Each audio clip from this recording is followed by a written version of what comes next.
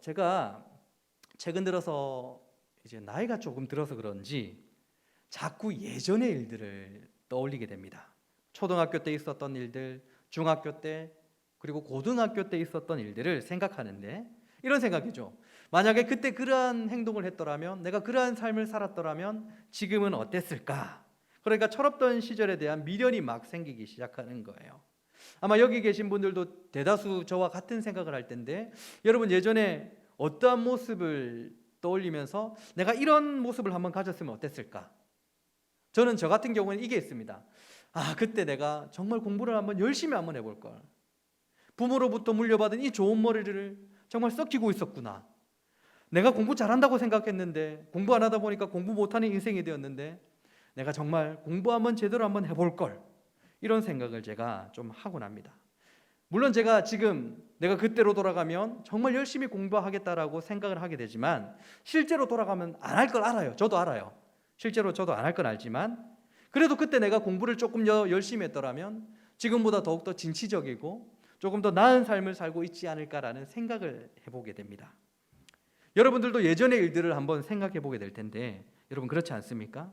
어떤 문제가 있었을 때, 어떤 마음의 상처가 되는 상황이 생겼을 때 그때에 내가 그때 이런 행동을 하지 않았을 걸, 내가 그때 그 자리에 없었더라면, 내가 그때 그 모습이 아니라 다른 모습으로 어떤 행동을 했더라면 이라는 생각. 이렇게 아프지 않을 텐데 내가 그렇게 했더라면, 나를 떠나간 그녀에게 내가 좀 잘해줬다면, 내가 적극적으로 붙들어줬다면 지금쯤 어쩌면 애가 초등학생일 수도 있을 텐데, 이런 생각을 할 수도 있을 것이란 말입니다. 물론 저는 제 아내가 첫사랑입니다. 2021년입니다. 2021년 우리가 무기력한 2020년을 보내고 새해가 되었을 때 여러분 어떤 생각과 다짐을 하게 되었습니까? 한 해를 되돌아봤을 때 그 한 해 동안 무기력한 그 모습에서 벗어나기 위해서 올해는 무엇을 할 거라고 지금 다짐하고 있었습니까? 신앙적인 게 있었습니까? 아니면 입신양면을 위한 삶의 어떤 모습을 위해서 여러분들이 무언가 해보겠다라고 결단하고 지나간 한 해를 반성하는 모습을 어떤 식으로 가지고 있었습니까? 제 딸아이가 이제 올해 5살인데 안 좋은 습관이 있는데 자꾸 눈을 비비는 거예요. 눈을 자꾸 비비는데 제가 이 부분에 조금 민감하거든요. 왜냐하면 제가 어릴 때 눈을 비비는 습관이 있었습니다. 그래서 시력이 급격하게 안 좋아졌고 안경 쓰는 걸 제가 너무 불편해해요. 안경을 그래서 렌즈를 끼고 있는데 이 라식 수술을 하기 위해서 안과에 찾아갔더니 제가 그 수술이 안 된대요. 왜냐하면 각막이 동그래야 되잖아요. 근데 눈을 많이 비비다 보니까 각막이 뾰족하대요. 이 원추 각막이라고 하는데, 그래서 이제 눈을 비비면 눈을 이제 수술을 못 한다는 거예요. 그러니까 너무 아쉬운 마음이 드는데 이 아이가 저와 똑같이 생긴 아이가 또 눈을 비비고 있는 겁니다. 그러니까 너무 마음이 안 좋은 거예요. 그때마다 이래야 눈 비비면 안 돼. 눈 비비지 말고 가려울 때 그냥 깜빡거려봐. 눈을 깜빡거리는 거야. 이런 식으로 계속해서 이제 아이를 교육을 시켰죠. 눈 비빌 때마다 이래야 비비지 말자. 그냥 눈을 한번 깜빡거려봐. 눈 비비면 눈이 안 좋아. 계속해서 교육을 시켰습니다. 그런데 애가 이제 제가 했으니까 눈을 비비지 못하는데 갑자기 이상한 행동을 하는 거예요. 눈을 막 치켜뜨고 눈동자를 옆으로 막 굴리면서 이상한 행동을 하는 거예요. 아니 이게 한두 번이면 괜찮은데 겁이 나기 시작하는 거예요. 계속 보고 있었습니다.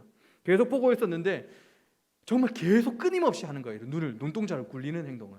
걱정이 되잖아요. 그래서 아내하고 병원에 데려가 보자. 병원에 데려갔습니다.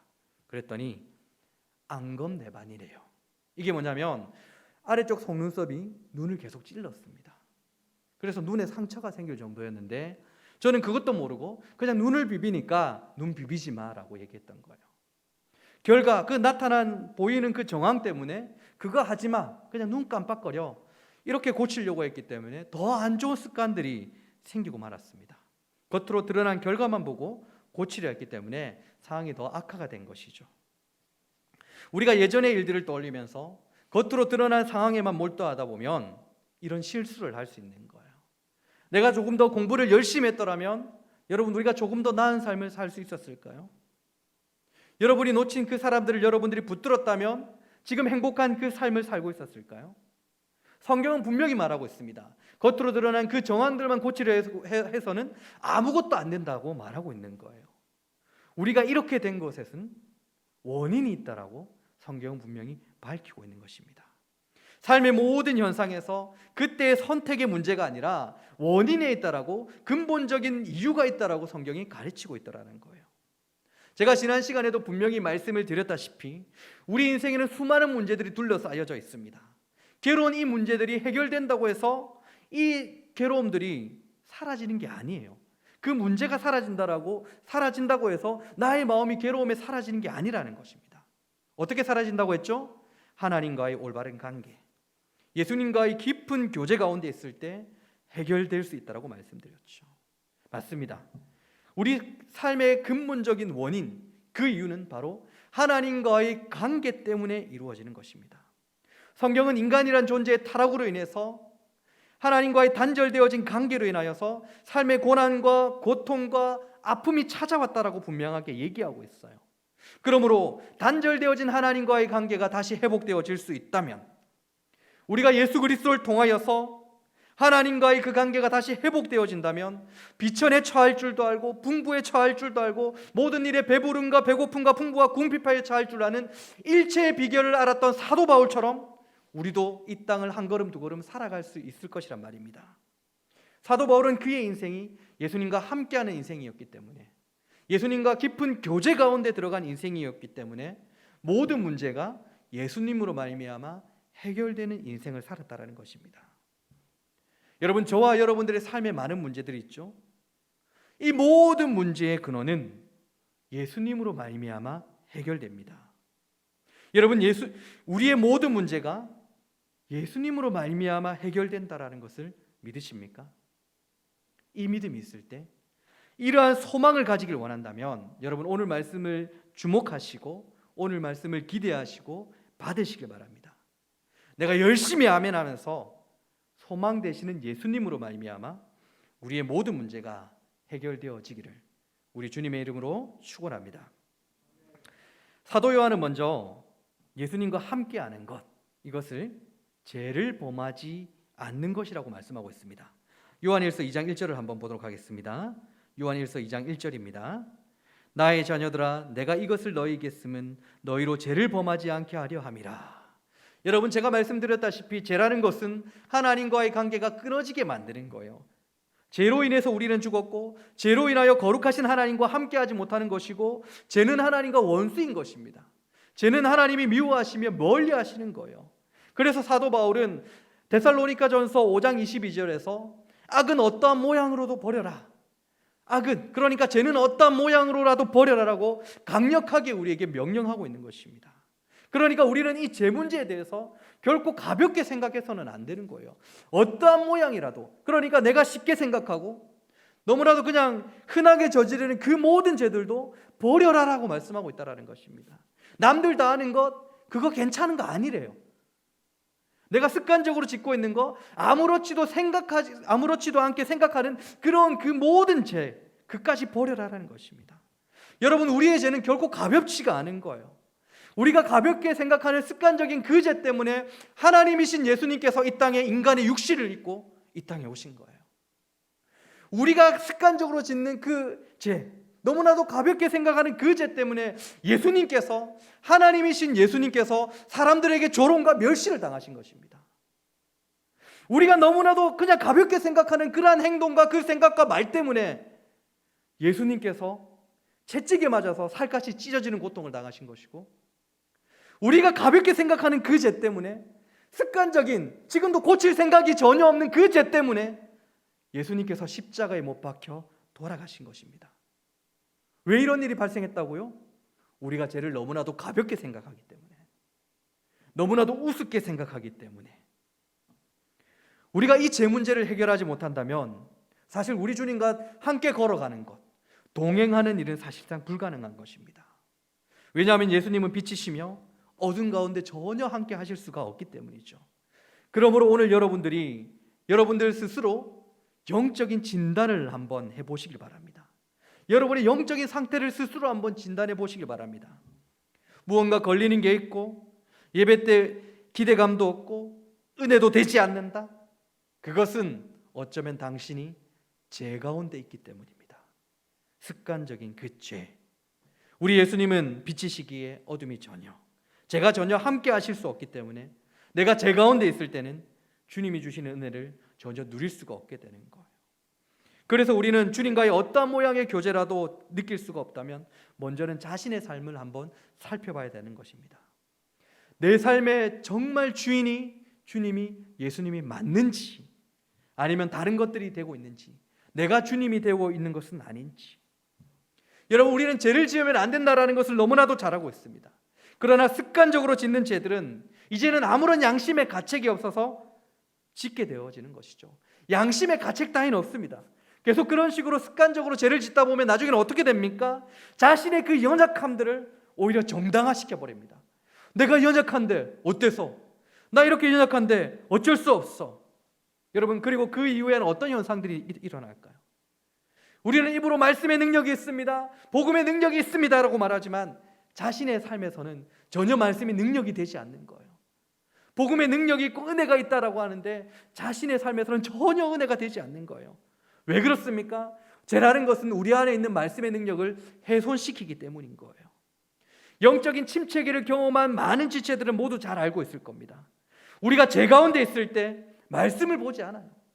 죄 가운데 있을 때 기도하지 않고 죄 가운데 있을 때 찬양하지 않습니다. 찬양한다고요? 찬양 가서 묵상하지 않습니다. 그냥 멜로디에만 심취해 있는 거예요. 말씀 본다고요? 말씀의 뜻을 전혀 깨닫지 못하는 상태예요. 그냥 눈을 굴리고 그냥 보고 있는 것, 말 그대로 그냥 보는 거예요. 기도한다고 앉았을 때 기도하지 않습니다. 원망하고 불평하고 삶에 대한 어떤 원망과 불평에 대한 얘기들만 계속하는 거예요. 저는 예전에 하나님께 대놓고 욕하는 지체까지도 봤어요. 왜 그렇게 되었죠? 죄 때문에요. 죄 때문에. 그러니 여러분, 죄는 결코 여러분들이 가볍게 생각하지 마십시오.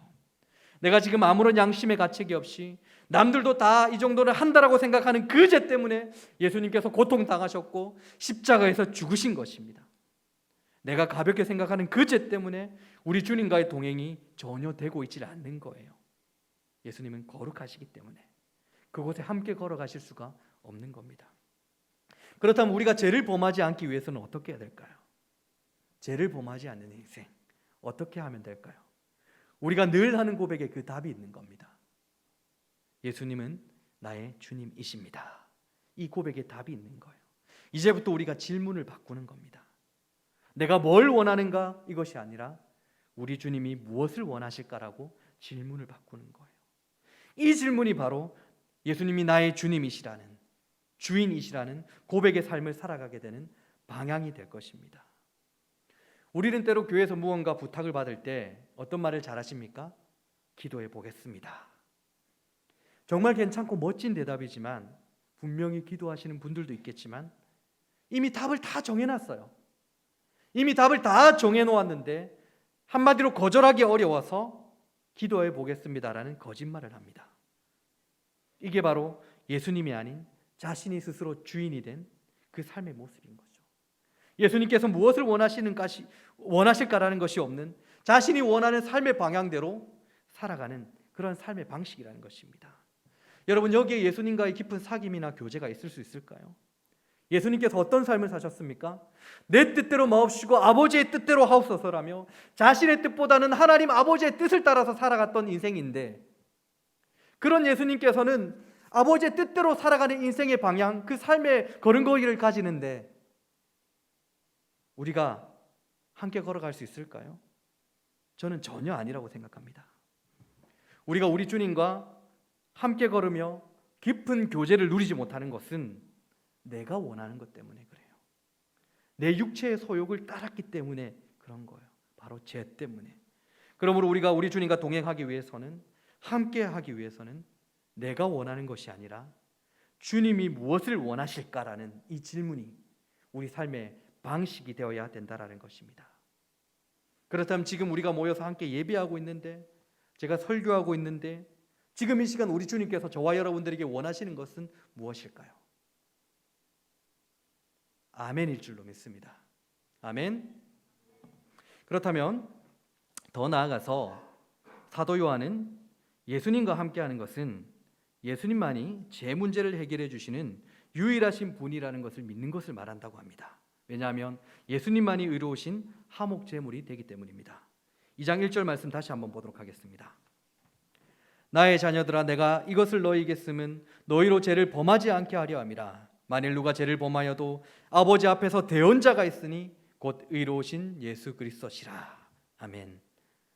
우리는 앞서 예수님과 동행하기 위해서는, 함께 걸어가는 인생이 되기 위해서는 죄를 범하지 말라라는 적극적인 명령을 받았습니다. 그러나 하나님은 우리의 연약함을 아시기에 이 말씀을 하시죠. 그러나 만일이라고 말씀하십니다. 여러분이 가진 성경책에 너희로 죄를 범하지 않게 하려 함이다, 그 뒤에 그러나를 적어 놓으셔도 상관없어요. 그러나 만일, 이게 더 훨씬 더 이해되기 편할 겁니다. 그러나 만일. 마틴 로이드 존스 목사님께서는 이 부분을 죄의 문제에 대한 기록 중에 가장 아름다운 문장이라고 자랑을 하실 정도입니다. 우리에게 죄를 짓지 말라라는 적극적인 명령을 하셨지만 그럼에도 불구하고 죄를 짓게 된 경우에는 예수 그리스도의 보혈로 속죄함을 받았다는 복되고 영광스러운 확신을 주는 문장이기 때문에 가장 아름다운 문장이라고 자랑하고 있다는 것입니다. 그러나 만일 누가 죄를 범하여도 아버지 앞에 대언자가 있으니 곧 의로우신 예수 그리스도시라. 너희로 죄를 범하지 않게 하려 함이라. 그러나 만일 내가 죄를 범하여도 아버지 앞에서 대언자가 있으니 곧 의로우신 예수 그리스도시라. 우리는 이 말씀 때문에 복된 사람인 줄로 믿습니다. 거짓의 아비 마귀는 우리의 죄악을 통해서 자꾸만 우리를 정죄할 거예요. 우리 자신의 믿음을 의심하게 만들 것입니다. 내가 정말 그리스도인이 맞나? 내게 믿음이 있는 것이 맞는 것인가? 라는 의심을 하게 만들고, 어쩌면 나는 머릿속으로만 예수님을 알고 있는 것이지 내가 믿음으로는 예수님을 알고 있는 것이 아니다라는 의심을 하게 만들어요. 그리고 어떤 생각을 하게 만들죠? 니가 짓게 뭔데? 죄나 짓고 다니는 네가 뭔데? 너 하나님께 버림받았어. 너 더러운 놈이야. 너 은혜 받을 자격 없어. 너가 예수 믿는 자라면 그런 죄를 저질 리가 없어라고, 이런 마음을 가지도록 마귀가 계속해서 속삭이는 것이죠. 여러분, 제 아들 딸들이 큰 죄를 저질렀다고 해서 제 아들 딸이 아닌 게 됩니까? 하물며 우리 예수님, 하나님께서 그러실 리가 있겠습니까?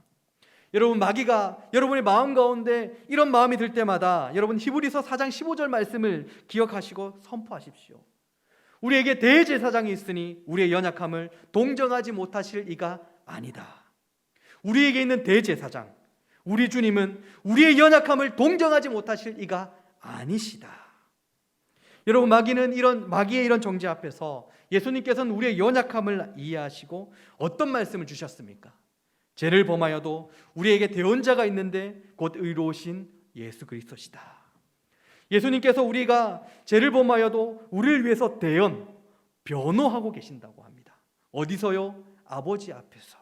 아버지 앞에서. 여기서 앞에서라는 말의 원어의 뜻을 보면 얼굴과 얼굴을 대면하고 있다라는 뜻을 가지고 있습니다. 하나님 아버지 앞에서, 하나님 아버지와 예수 그리스도께서 얼굴을 대면하여서 이 세상의 모든 죄를 덮어버리고도 충분할 예수의 그 의를 주장하시면서 우리를 속죄하고 계시는 것입니다. 여러분, 이 부분이 정말 중요하고 은혜가 되며 영광스러운 복된 소식인 거예요. 우리가 이 부분을 잘못 이해하면 어떻게 이해하게 됩니까? 하나님 아버지께서는 우리를 용서하지 않기 위해서, 어떻게든 죄의 대가를 치르게 하시기 위해서 고집스러운 분으로 보일 수도 있다는 거예요. 그래서 예수의 변호가 필요하다라고 생각할 수도 있다라는 것입니다. 그런데 그게 아니래요. 하나님께서 어떤 하나님이셨습니까? 세상을 이처럼 사랑하사 독생자를 보내신 거룩한 하나님이시라는 거예요. 세상을 이처럼 사랑하사 독생자를 보내신 거룩하신 하나님께서 우리의 죄를 용서하시기 위해서, 그 죄를 의로 덮어버리시기 위해서, 다시 하나님과 화목한 관계 속에 들어가시기 위해서 예수님을 필요로 하고 계시다라는 말을 이 시간 하고 계신다라는 것입니다. 거룩하신 하나님께서는 어떻게든 죄로 물든 저와 여러분과 화목하게 지내고자 그리스도를 하나님 아버지 앞에 두시는 것입니다. 그래서 우리와 화목하게 지내고자 하시는 하나님은 신약 성경을 통해서 죄의 문제가 언급되면 곧바로 예수 그리스도가 언급되고 있는 것입니다. 사도 요한은 죄의 문제가 발생할 때마다 그 즉시 예수 그리스도를 부르고 있다는 것을 볼 수 있는 것이죠. 히브리서 7장 25절입니다. 그러므로 자기를 힘입어 하나님께 나아가는 자들을 온전히 구원하실 수 있으니 이는 그가 항상 살아계셔서 그들을 위하여 간구하심이라. 여러분, 이 말씀은 엄청난 말씀이죠. 우리는 우리의 삶 속에서 죄 문제가 발생했을 때마다 예수님을 즉시 의지하는 것이 가능한 자들이 되었다라는 것입니다. 저와 여러분은 예수님의 이름을 부르며 제 문제를 해결할 수 있는 사람이 되었다라는 거예요. 왜냐고요? 살아계셔서 역사하시는 예수님께서 언제나 저와 여러분을 위해서 하나님 아버지 앞에서 간구하고 계시기 때문인 것입니다. 그러므로 마귀가 우리를 정죄할 때마다 지금도 살아계셔서 역사하시는 예수님의 이름을 불러야 된다는 거예요. 여러분, 예수님의 이름을 부르지 못한다는 것은 우리의 죄를 위해서 십자가에 죽으신 예수님을 모독하는 행위인 것이지 그것이 겸손한 모습은 아닌다라는 것입니다. 하나님은 우리가 정죄감에 쩔어서 우울한 것보다는 살아계셔서 역사하시는 예수님의 이름을 부르며 다시 일어서는 것을 원하시는 하나님이시라는 것이죠. 우리와 함께 하시는 예수님, 지금도 살아계셔서 우리를 위해 간구하시는 예수님만이 우리의 모든 죄 문제를 해결하시고 하나님과 화목하도록 이끄시는 분이심을 믿습니다. 이제 마지막입니다. 이제 마지막으로 사도 요한은 예수님과 함께하는 것은 복음의 삶을 사는 것이다라고 말합니다. 왜냐하면 예수님과 함께하는 자들은 예수님을 아는 자들이기 때문입니다. 요한은 서신서를 적으며 3절에서 이로써 우리가 그를 아는 줄로 알 것이요, 그리고 5절에서는 우리가 그의 안에 있는 줄로 아노라며 예수님에 대해서 안다, 너희도 알기를 원한다라고 얘기하고 있어요. 감히 내가? 미천한 내가 예수님을 알 수 있다고? 그렇게 말하는 분들이 있는데 그게 아니라는 거예요. 디모데후서 1장 12절에서도 사도 바울은 내가 믿는 자를 내가 안다라고 말씀하고 있어요. 사도 바울 역시 내가 믿는 자를, 그러니까 예수님을 내가 안다라고 말씀하고 있다라는 겁니다. 무엇을? 예수님을요. 여러분, 이게 어떤 뜻일까요? 여러분, 예수님을 알고 계십니까? 예수님을 알고 있다라는 것은 어떤 내용을 알고 있다라는 게 아니에요. 그가 베들레헴 출신이고 목수의 일을 하셨으며 30세 때부터 이제 사역을 시작하시면서 수많은 기적을 베푸셨다, 이것을 알고 있는 게 아니에요. 그것을 안다라고 해서 그게 아는 게 아니에요. 여러분들이 제 이름을 알고 제 고향을 알고 제 나이를 안다고 해서 여러분들이 저를 아는 게 아니지 않습니까? 저를 안다라는 것은 저하고 깊은 교제를 나누었다라는 뜻이 된다라는 거예요. 예수님을 안다라는 것은 예수님과 깊은 교제 가운데 있다라는 사실을 말해주는 거예요. 친밀한 관계 가운데 있을 때 그를 안다라고 우리가 자신 있게 말할 수 있다라는 것입니다. 이 말을 성경에서 어떻게 표현하고 있습니까? 예수님이 내 안에, 내가 예수님 안에. 그리고 오늘 요한서신에서는 어떻게 표현하고 있죠? 말씀이신 예수님, 참 진리이신 예수님이 예수님 안에 있다라는 것을 어떻게 표현합니까? 2장 3절입니다. 우리가 그의 계명을 지키면 이로써 우리가 그를 아는 줄로 알 것이요. 이미 제가 지난주에 말씀드렸습니다. 이미 제가 지난주에 말씀을 드렸다시피 하나님의 말씀을 읽고 지식적으로 알고 있는 것을 예수님을 안다라고 말하는 게 아니에요. 성경을 백날 첫날 읽어도 우리의 삶에서 하나님의 말씀이 작동되어지지 않으면 그건 예수님을 아는 게 아닙니다.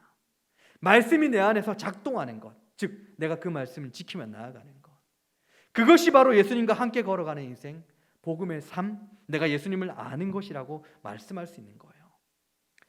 며칠 전에 제가 SNS에서 읽은 글이 있는데 한번 읽어드리도록 하겠습니다. 제목입니다.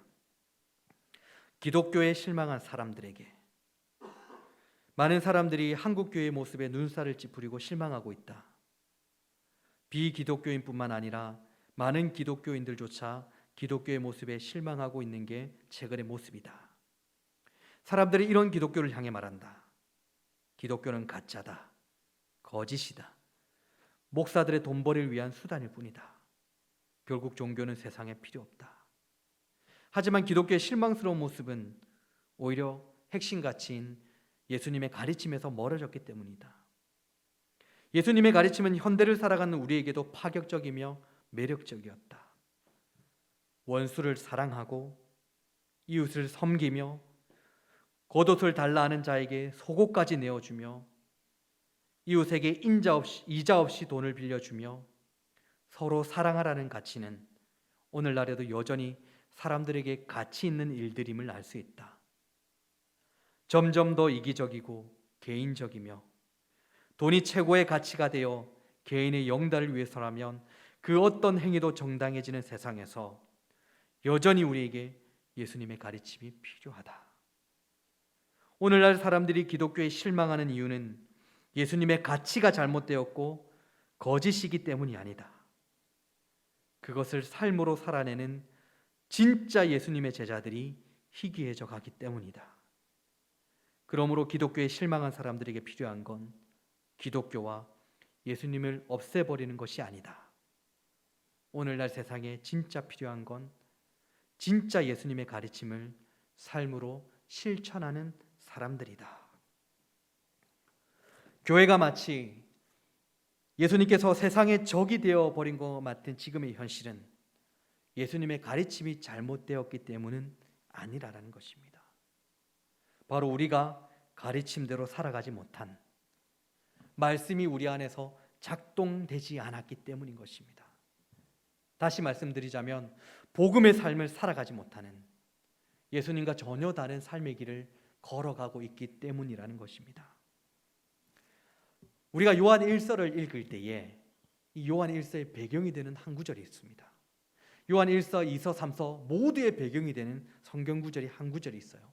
이 구절을 명심하고 모든 성경을 이해해야 되는 거예요. 요한 1서를. 요한 1서 5장 19절입니다. 또 아는 것은 우리가 하나님께 속하고 온 세상은 악한 자에게 처한 것이며. 사도 요한은 세상을 딱 두 가지로 나눕니다. 하나님께 속한 세상과 하나님께 속하지 않는 세상. 사도 요한은 딱 두 가지 세상을 말합니다. 중간 세상은 없다라는 것입니다. 그런데 지금의 교회가 하나님께 속한 세상과 하나님께 속하지 않는 세상 사이에서 살아가고 있기에 전혀 복음된 삶을 보여주지 못하는, 복음의 능력이 없는 삶을 살아가고 있기에 세상이 교회를 탓하고 없어져야 되는 종교라고 말하고 있는 것은 아닐까요?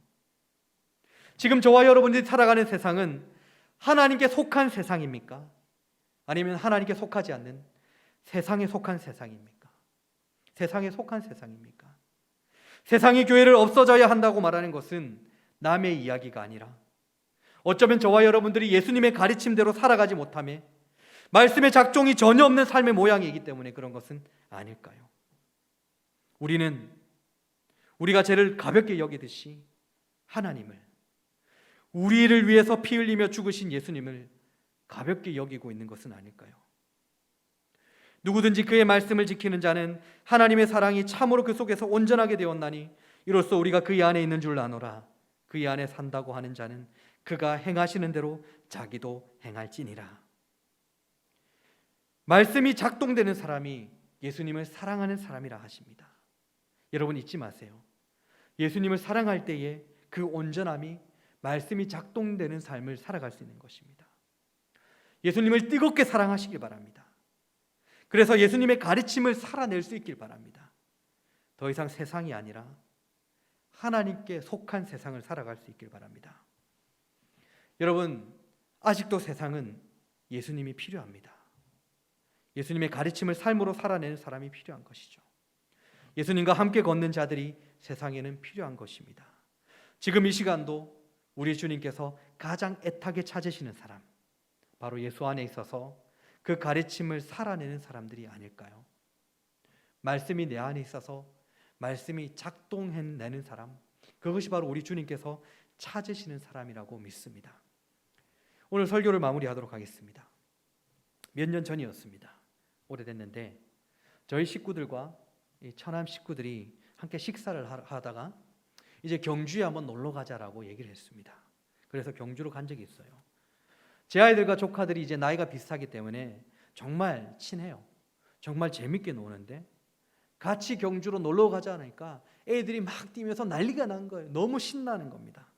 그래서 경주로 가기 위해서 제 차와 처남의 차로 이동을 해야 되잖아요. 그런데 아들 녀석이 제 차에 타지 않고 처남 차에 타겠다. 그래서 경주에 가겠다라고 말하는 거예요. 제가 얼마나 서운했는지 모릅니다. 걔 보호자는 저잖아요. 물론 경주에 가면 만나게 됩니다. 그러나 가는 그 길은 보호자인 저와 함께 가지 않는 것이죠. 우리 모두는 최종 목적지에서 우리 모두는 만나게 될 것입니다. 그러나 지금처럼 후회하지 않는 삶을 살기 위해서는 우리 삶의 근본 원인인 하나님과의 관계, 예수 그리스도의 동행이 중요하다는 사실을 잊지 말기 바랍니다. 간절히 바라기는 교회가 세상의 악이라고 생각하는 지금의 이 시대에 예수님의 가르침을 삶으로 살아내는 예수 동행자가 되어서 다시 한번 이 땅에 빛으로 살아낼 수 있길 바랍니다. 여기에도 분명히 두 부류가 있을 것입니다. 최종 목적에서 만날 것인데 예수님과 함께 이 삶을 뚜벅뚜벅 걸어가며 최종 목적지로 가는 사람, 아니면 예수와 함께 걸어가지 않고 세상에 속하여 있다가 최종 목적지에 도착하는 사람. 여러분, 어떤 삶을 살아가길 원합니까? 어떤 길을 걸어가길 원합니까? 간절히 바랍니다. 어지럽고 혼란한 이 시대에 예수님과 손을 잡고 한 걸음 두 걸음 걸어갈 수 있기를 우리 주님의 이름으로 축원합니다.